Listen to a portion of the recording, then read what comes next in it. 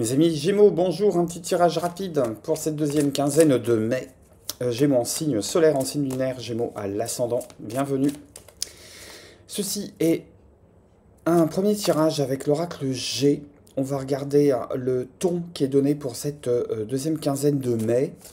J'en profite, tiens, pour souhaiter un bon anniversaire aux premiers et premières natives de ce signe-là, qui arrive, votre anniversaire arrive fin mai, donc d'ores et déjà un bon anniversaire. Je voulais commencer avec l'oracle de G, avec une première carte qui voulait donner le ton sur cette première quinzaine, et j'en ai plein qui sont venus. Alors, je sais pas pourquoi, mais j'ai besoin de les prendre.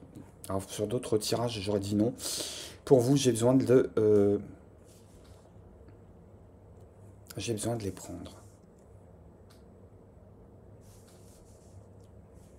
Et j'ai carrément le message pour vous. C'est vraiment spécial. Je pense que votre tirage, il va pas être...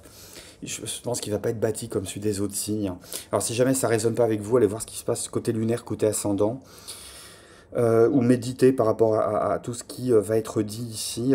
Si ça résonne pas avec la totalité de votre situation, c'est normal, hein, ça reste un tirage collectif, un tirage général. On se fait du souci.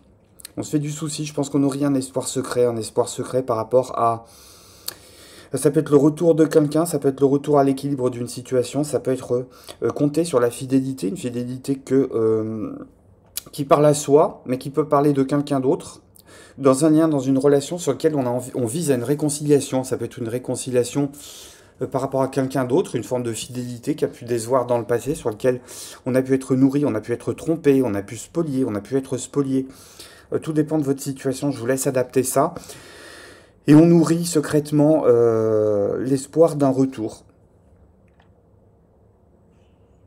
L'espoir de quelque chose qui va revenir à l'équilibre. Il y a une question d'aller renforcer un lien, de renouer un lien, peut-être de bâtir un lien sur quelque chose d'un petit peu plus sain, d'un petit peu plus fidèle à soi-même, d'un petit peu plus authentique.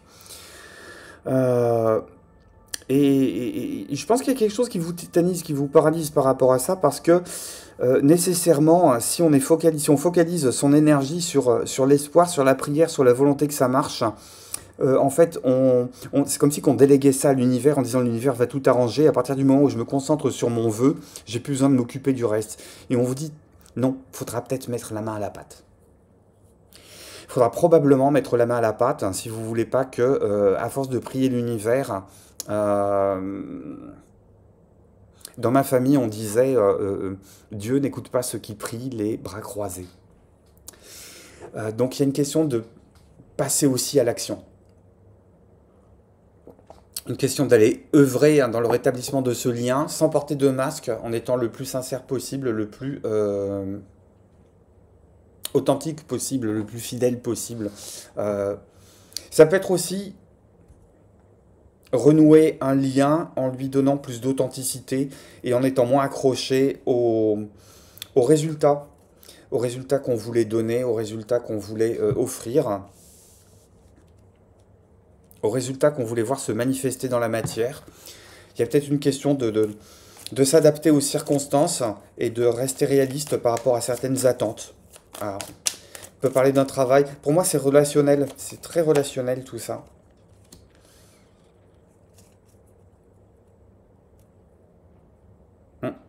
Oui. Il y a une signature, hein, une histoire de signature. Une histoire de signature de quelque chose qu'on voudrait voir se concrétiser, se concrétiser, se concrétiser. Et on me parle de distance aussi, on me parle d'éloignement, d'exotisme. Alors, autre message, on pourrait batailler là aussi, osciller en termes aussi en termes d'humeur, aussi en termes d'action, de comportement, entre quelque chose de très optimiste et d'un autre côté, c'est un petit peu les montagnes russes, quelque chose de très désespéré, de très inquiétant. Je pense qu'on peut rencontrer des fluctuations d'humeur là sur cette quinzaine par rapport à un projet qui tient au corps et sur lequel on voudrait effectivement voir cette signature s'opérer, cet accord se passer. Alors avec l'autre, avec une autre partie de soi-même, je n'en sais rien. Et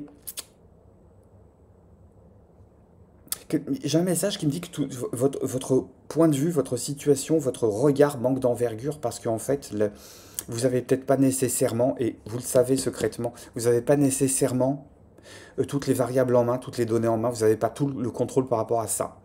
C'est-à-dire que pour moi, cette main-là est associée à ce chien qui représente la fidélité. Pour moi, c'est vous. De l'autre côté, cette main est associée à ce coquillage qui représente quasiment l'autre bout de la planète, une plage des Seychelles. Je lance quelque chose de très loin, de très très loin. Et je pense que vous êtes dans une situation où vous êtes confronté à une certaine myopie par rapport aux variables.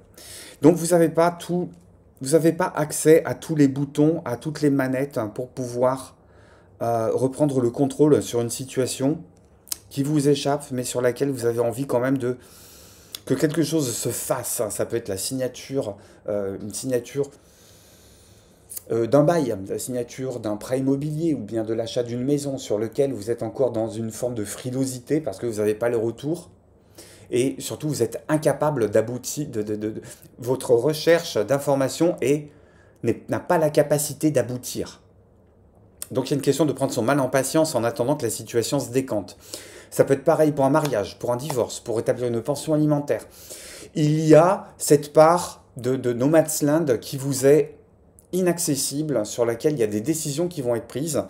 Et vous oscillez sur cette quinzaine entre l'espoir et l'angoisse.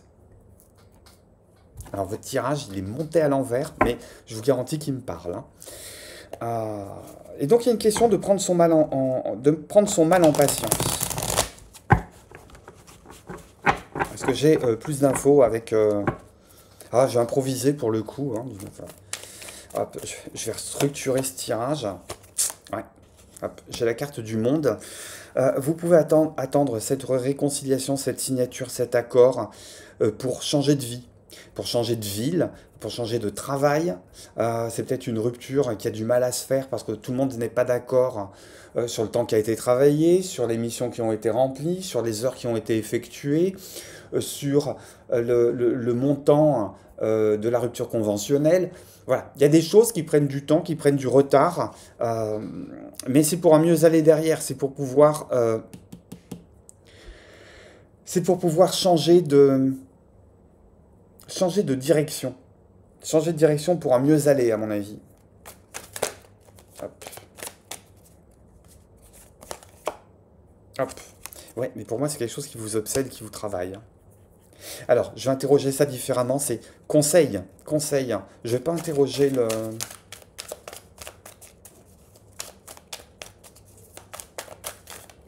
Conseil, conseil, qu'est-ce qu'on vous donne comme conseil? Ouais. As d'épée, valet de denier. 7 de bâton. Allez examiner ce qui est vraiment à défendre pour vous, ce qui vous tient réellement à cœur. Et ce sur quoi vous avez besoin de creuser, d'approfondir. Alors, pas de creuser et approfondir pour en savoir plus sur cette situation, mais creuser et approfondir pour en savoir plus sur les motivations qui sont les vôtres, pour faire en sorte que cette situation doit aboutir sous cette forme-là et pas sous une autre. Mais ouais, pour moi, on est dans une situation où il est urgent d'attendre. Il est urgent d'attendre et puis il est urgent de questionner vos angoisses, de questionner vos espoirs, de questionner votre motivation et d'en apprendre sur vous finalement, sur vos valeurs. Pourquoi est-ce que vous vous protégez tant que ça? Pourquoi est-ce que vous défendez tant une position qui peut être rigide, qui peut être ankylosante? Pourquoi est-ce que vous la défendez tant que ça finalement? C'est quoi qui se cache derrière? Ouais. J'ai la carte de la maison bien ordonnée. Pour moi, il y a une question d'aller interroger au-delà de cette attente, de cette interrogation sur une situation qui a besoin de se dénouer, de s'éclaircir, d'être légitimé, d'être juridiquement posé, légalement signé. C'est la partie visible de l'iceberg. Et on vous demande sur cette quinzaine d'en profiter, puisque de toute façon vous n'avez pas les mains libres, d'aller questionner les motivations profondes. Qu'est-ce qu'il y a derrière cette attente? Qu'est-ce que cette attente vient soulever comme angoisse? Qu'est-ce qu'elle vient soulever comme espoir? Et qu'est-ce que tout ça vient finalement interroger à l'intérieur de votre propre psyché, de votre propre fonctionnement? Qu'est-ce que ça met à jour comme qualité, comme blessure, comme frein à votre évolution? Comment ça vous interroge finalement? Étrange votre tirage, très joli, enfin étrange dans sa forme, mais je pense que effectivement c'est pas par hasard. C'est pas par hasard. Oublions pas, hein, le pendu, c'est celui qui arrive à avancer à partir du moment où il arrive à changer de point de vue. Il y a une question que les choses ne se font pas de façon orthodoxe. Soit ça prend du temps, soit c'est retardé, soit c'est revisité. Ça vous ballotte entre espoir et désespoir. Et la question, c'est, plutôt que d'attendre le dénouement de cette situation inconfortable, allez vous interroger sur ce que ça cache comme motivation chez vous. Waouh! Très belle quinzaine à vous, encore bon anniversaire au premier natif de ce signe. Moi je vous embrasse, on se dit à très bientôt pour le taroscope de juin. Prenez soin de vous, bye bye.